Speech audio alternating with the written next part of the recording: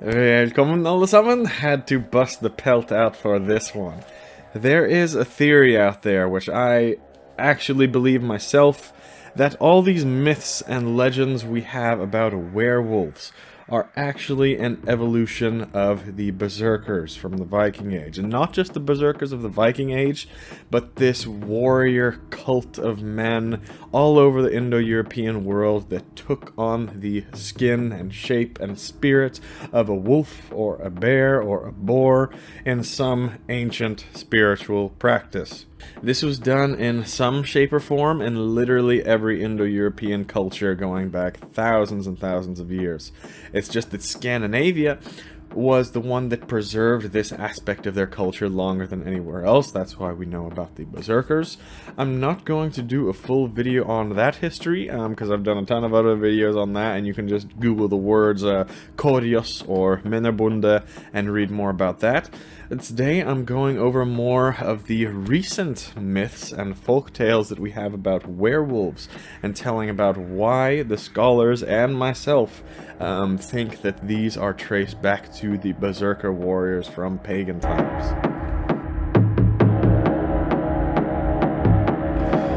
So we can speak first about the earliest sources. And by the way, Berserkers, that's not really right for what we're speaking about right now. Berserkers are the bear-skinned warriors. Úlfhednar would be the wolf-skinned warrior equivalent from the Viking Age. So from now on, I'm going to say Úlfhednar. Most tales we know about werewolves come from about the last 500-600 years or so. But there are much older mentions of warriors that shapeshift into wolves. The earliest mentions of it comes from 500 BC, Herodotus and his Histories.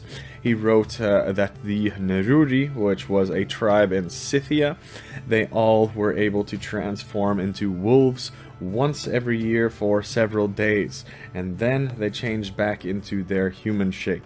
The tale was also mentioned by Pompeius a bit later on in history. Now guys, I can't go into it all in this video, but I promise you the Scythians were early Germanic peoples. In my opinion, I'm 100% convinced of this. At least one branch of the Germanic peoples came from the Scythians.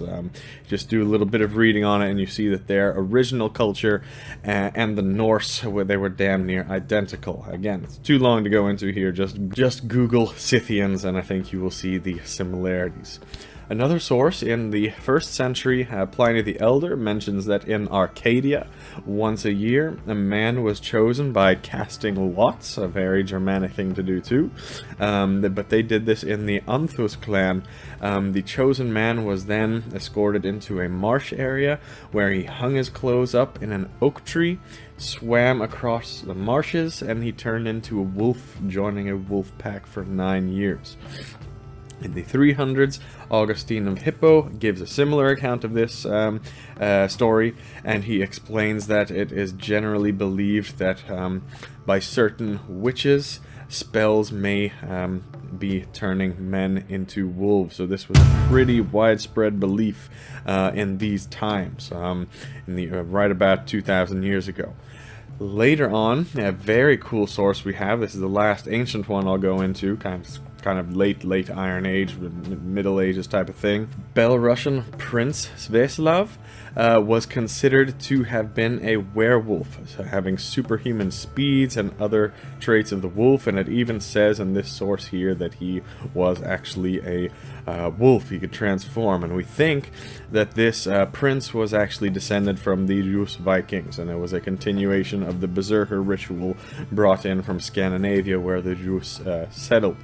So those are some of the oldest sources we have about it throughout the millennia.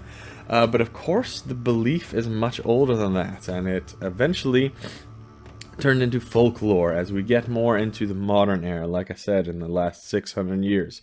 But what most people don't know is that in those past 600 years, it wasn't just folklore. As a matter of fact, all the way from the 1500s all the way up until the 1800s. Just as there was famous witch trials at this time, there were also werewolf trials.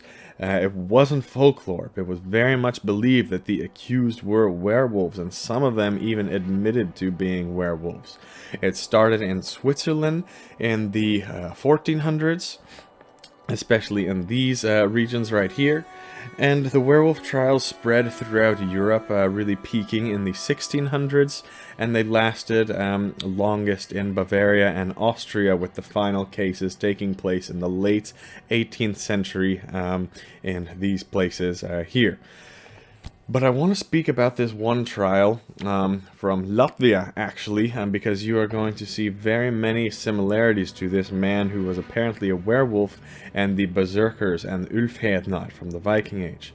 In the 1600s, there was a werewolf trial in the Baltic country of Latvia, but at the time, it was a part of Sweden and very much culturally Scandinavian. The Livonian werewolf, they called him, and his real name was Thies of Kaltenbrunn, an 80-year-old man actually who was initially just summoned into court as a witness in a case of a church robbery. However, it came to the court's attention in this trial that the locals believed that this 80-year-old man was a werewolf. The 80-year-old man admitted to being a werewolf, that he changed into a wolf with a number of men, but he claimed that he put those days behind him many years ago, and it has been about 10 years since he actually transformed into a werewolf. He said that he had become a werewolf after being offered a drink by a man and then toasting with him, and he did this, and he could also pass on this ability to be a werewolf by breathing into the jug that contained the secret drink and saying, "You will become like me." And then if the other person accepted the drink, then he would gain the ability of being able to turn into a werewolf. Now the people around him, they didn't believe this next part, but what Thies said, what the werewolf guy said, that being a werewolf was a good thing. He claimed that as a werewolf, he used to take these spiritual journeys to descend into hell, along with other werewolves, and they all got together. They fought the devil and his evil spirits, and they fought witches down there. And by doing this, they would bring the crops and fertility and the summertime, the summer, good harvest back to the earth and back to the living.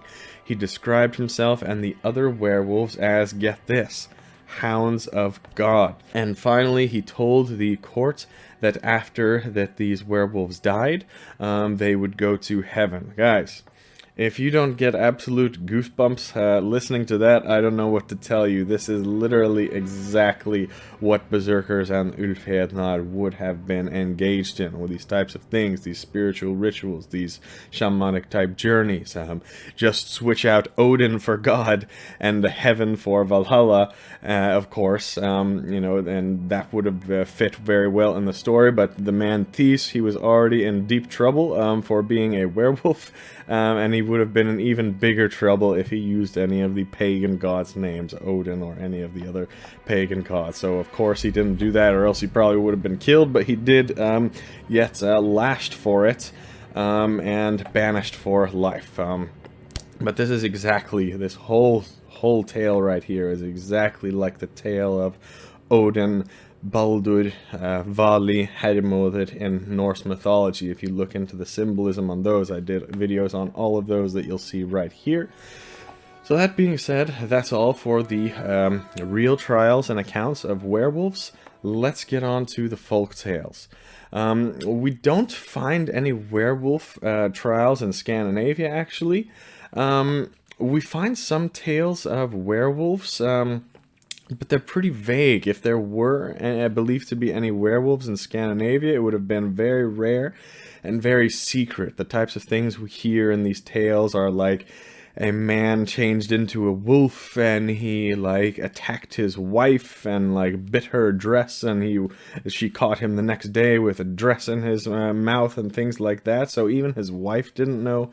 So if there were werewolves in Scandinavia, there would have been very secretive. But there are a couple where Finns are mentioned as being able to change into wolves. One of the ways to do this was that they could coat themselves with the afterbirth of a wolf, and then by putting on a wolf skin over their body, they could actually change shape into a wolf or a bear. This would also work. Those are the kind of beliefs we have in Scandinavia about werewolves. But the primary sources with the most detail on werewolves come from the folk tales of mainland Europe. And that's the focus of this video, noticing the similarities between Úlfhednar and werewolves. First, in many of these folk tales, the men who change into werewolves after their escapades and after returning to their human forms, they would be usually documented as very weak and debilitated and undergoing like a painful, nervous depression type thing for many days after.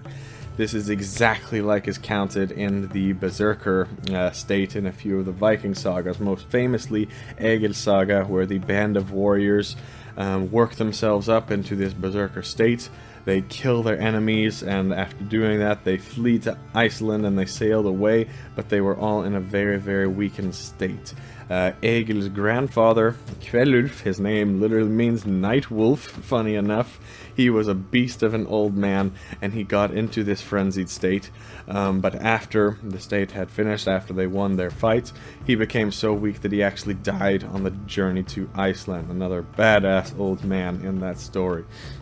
Number two aspect of werewolves, a lot of accounts tell about them digging into graves and devouring recently dead corpses. A trait that is documented extensively in this source right here. We know that this was done in the Viking Age too. Certain religious rituals had a tradition of digging into the burial mounds. I did a whole video on that here, and there's a fantastic master's thesis that's all about that one, and it's done in almost every burial mound we have in Scandinavia has been dug into in some point, and we don't know exactly why, but we know that they dug into these burial mounds for some purpose, not grave robbery most of the time. And we can't, of course, forget the famous burial mound at Kivik from the Bronze Age. Same type of thing, and we see a big connection to a wolf or bear cult of warriors in that massive, famous tomb. Survive the Jive just did a video on that one, and I'd encourage all of you to check that out. So yeah, werewolves also dug into the graves of people like we think was done in the Viking Age. Although we don't know all the details on that, all we have are the archaeological finds, of course. Let's talk about the Berserker state and how to get into the Berserker state, and we will see some incredible similarities. Put on wolfskin, okay? One of the simplest ways to become a werewolf was to put on either a belt made out of wolfskin or an entire wolfskin by itself. That's mentioned in many werewolf tales. Okay, I don't have to tell you about the similarities there. The very name of these wolf warriors in the Viking Age were Úlfhednar, which literally means fur cloak. Also, in many of these later on folk tales, a werewolf state was reached by rubbing the body with a magic salve of some sort. That one, we have more old sources actually saying that this salve, this psychedelic, psychoactive salve, was used by witches to get into some sort of trance state, or this is what we think witches flying on the broomstick is like. We don't have any, records or evidence that berserkers did this as well, but, these spiritual leaders that would have done this, they were definitely connected to berserkers in Viking times, and they would have had the same kind of spiritual knowledge and collaborated with each other. So I believe berserkers could have used a salve to get into this state. It would have been something with henbane, as I've done a video on before, but also possibly nightshade, wolfsbane, mandrake, and some other herbs like that. But here is where we get to the real thing, the ritual drink. A 16th century Swedish writer, Olaus Magnus, said that the Livonian werewolves were initiated by draining a cup of specially prepared beer and repeating a set like invocation, like a chant. That chant is even recorded in a book called Songs of the Russian People that you can check out here. Guys, I don't have to speak about all that here. I just did a whole video on that, the Berserker ritual, and what this ritual drink may have been, and what their chant might have actually been. I covered it in that video. Next, we gotta speak about the full moon. Especially, you know, the wolf looking up to the full moon, and then, you know, the man looking up to the full moon, and then he changes into the wolf. We know this from a ton of folk tales. In Italy, France, and Germany especially, there are tales saying that a man or woman could turn into a werewolf, specifically if he went out at night on a certain Wednesday, aka Odin's Day, and he slept out in the summer night with the full moon shining directly on his face. Guys, this is Úlfhednar, and this is a Norse pagan ritual dating back to the Viking times. I did a whole video on Úlfhednar too, and that was a pagan ritual done in Viking times for a wide variety of purposes, actually. But I guess according to this source, if you did it on a certain day, maybe that was one way to become a werewolf. Another way to become a werewolf was if you were cursed. In many folk tales, sorcerers, or even some tales where Christian saints actually were able to change people into werewolves. Saint Patrick actually was one who was said to have transformed the Welsh king Werewolf into a wolf. And this is also accounted in a couple Viking sagas of witches or sorcerers turning people into wolves.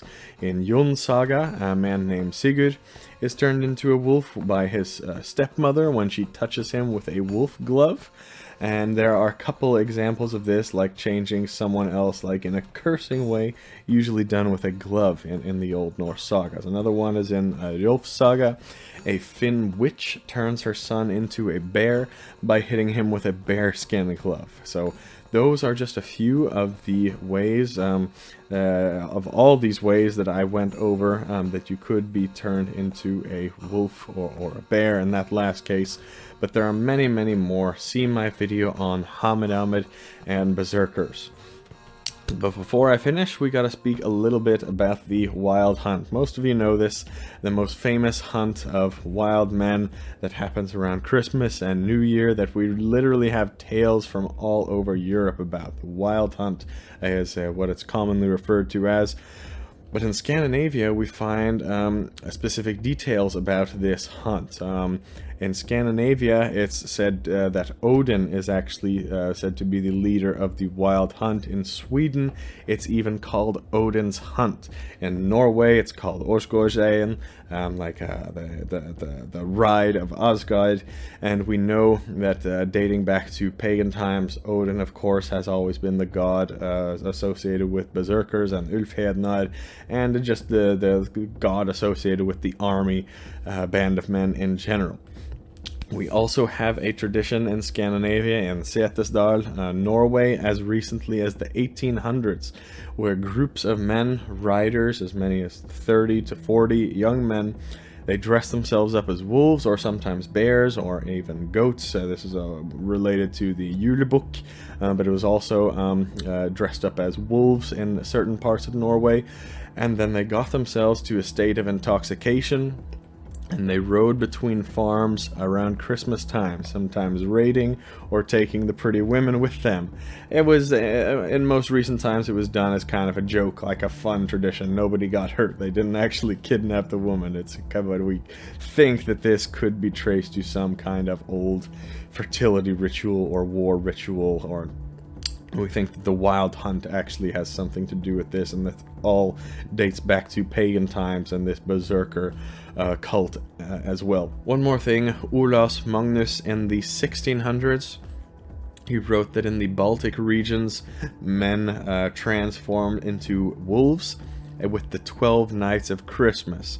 By the way, the werewolf trial that I spoke about earlier in the same area, he said that he and his men turned into werewolves for 3 days on St. Lucia's Day, aka the winter solstice, after Christianity came around and changed the date and the name of the holiday, but it was the winter solstice originally.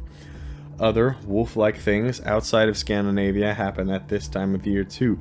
In Germany, where it was believed that men could turn into werewolves at this time of year, and some places had the tradition of making it so the wolf's name was not to be said out loud. Some old German traditions also call the month of December Wolfsmonat, as a wolf's month. In Switzerland, a wolf mask called Isengrind goes around and haunts some towns right around Christmas and New Year. So all around this time of year, right around the winter solstice, Christmas, New Year is connected to werewolves as well, which makes us even more sure of the parallels to Úlfhednar from the Viking times, which are also connected to this year. Again, I've done a lot of videos on this. I'll put them all in the link below, but you know, this video I did here was one of my favorites to make, because even I learned some new things in my research on this one, and there's a lot of blanks that we can fill in to the missing pieces that we don't have on Berserkers and Úlfhednar, because as I said, I believe them and werewolves are actually one and the same thing, and it traces back to this kind of shamanic trance type ritual that goes back to ancient times. And I think it's a very, very important ritual, and it's a shame for humanity today that we have lost it. But that's what we are trying to do. We're trying to bring it back here. We're trying to inspire others by learning from the sources. The sources only get us so far. We have to experiment with some things sometimes. But that's all I'll say here out on the open, at least. That's all for today. Vi ses nästa gång.